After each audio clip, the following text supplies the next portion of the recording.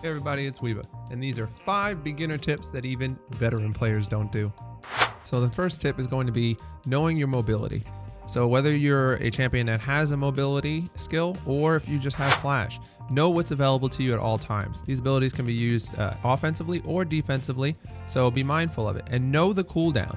Because if you know you want to stay safe in lane and you lose this matchup, or you're very afraid of the champion across from you, you're going to need to know how long your movement ability is, if it's a 13-second cooldown, 14-second cooldown, and how far it can get you away from that champion. Or if a gank comes, will you have to flash, or will you be able to use your movement ability to escape whatever the jungler brings? So tip number 2 is going to be counting your waves. Now this is very important when in laning phase to know what wave you're going to hit an item breakpoint on. My recommendation would be to go into practice tool and see how much CS you need to get by wave 3 in order to get any component that might give you an advantage. Small incremental increases in power, such as a tier, a call, are good ways to get small edges over your opponent. Some of these items do a really good job of smoothing out rough spots in bad matchups and getting you through the laning phase without trading over too many resources that you don't have or can't afford. This is something to keep in mind if you're running teleport instead of a combat summoner like many laners do. The third tip I have for you is to just go back. Many times you're going to see people with low HP stay around in lane for no reason because they don't want to give up a wave or some XP. Just go back. There's no reason for you to stay in the lane and possibly give over a kill, which can afford the enemy team 300 gold that they shouldn't have. Which, if we were paying attention to the previous tip in the early game, that's about 2.5 waves worth of minions. That's really not worth it. No one's going to play the game perfectly. You can gain back those advantages as the game goes on. It's way more worth it, especially in the beginning and low elo when you're learning how to play the game, to just go back, give up the 6 minions, the XP that comes with it, and just recall, get what you can, come back with full HP and resources. If you don't have any resources, there's no way you could possibly be a threat in a lane. Now I know the argument can be made that as players get better, they're going to start to exploit these small incremental gains that they get over you, and that's true, that's going to happen.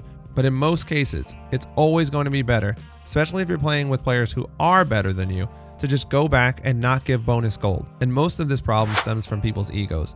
They don't want to back and say that this person has outplayed them, chunked them out, whatever it is, has gotten the upper hand. The better player, the player with the proper mindset, is going to say, okay, you won this battle, but you did not win the war. I'll be back. Fourth tip we're going to get into is no free trades. Now, I know this seems a little weird, but you got to condition your opponent. So while you're in lane, if they're hitting you, you need to hit them back. Doesn't matter if you're going to lose a trade. If you allow them to hit you for free, there's nothing to incentivize them to stop hitting you. I mean, if I'm standing there punching you in the face and you never hit me back, why would I stop punching you in the face? It's the same principle as people being bullies. They pick on the person who they don't think is going to hit them back or be able to defend themselves. Once you show you can, it's not easy money.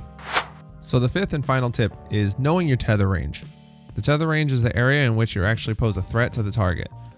You can see here on Syndra, this is my auto attack range and my range in my dark sphere. Unless you believe that you're going to be ganked, you should always remain inside your tether range so that you pose a threat to the enemy champion when they try to farm, especially if you have a large range advantage over them. As you gain more skills and you gain kill potential over the target, whether it's because they're low health or you have gank set up to put them in danger. Whether you're new to the game or you're a veteran, you should know these on all of your favorite champions, or you won't be able to operate how you should in lane properly and to play the matchups how they're supposed to be played. If you figure these things out, I guarantee you'll start to win a lot of lane matchups and start to win a lot more of your games. If you enjoyed this video and you found these tips to be at all helpful, make sure you do share it so we can get these out to a lot of the new players and veterans alike. Now, if you're looking for a follow-up video, you can click this one up here, or you can just wait till the end and have a recommended that will touch on some of the topics that we spoke about in this one. See you next time.